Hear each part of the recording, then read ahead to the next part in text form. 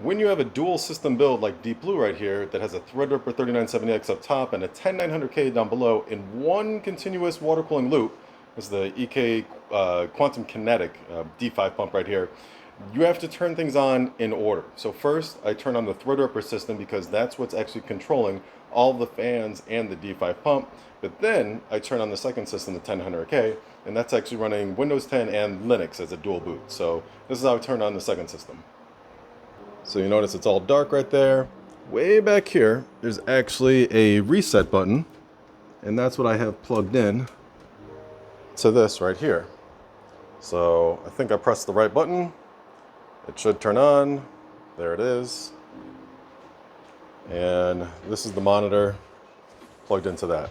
I switched this monitor between this and the Y60 right now because of testing of the Y60, but then it shows Linux and Windows, so right now I'm just going into Windows. And that's it. So this one is also running Windows 10 Professional. The RGB starts to sync and all that stuff as it actually boots up into Windows right here.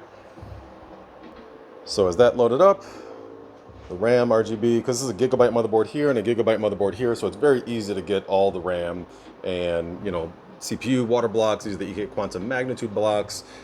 Everything just running in the same way for RGB. Easy that way. And luckily, when I load into Linux, then all the RGB color just stays the same as well.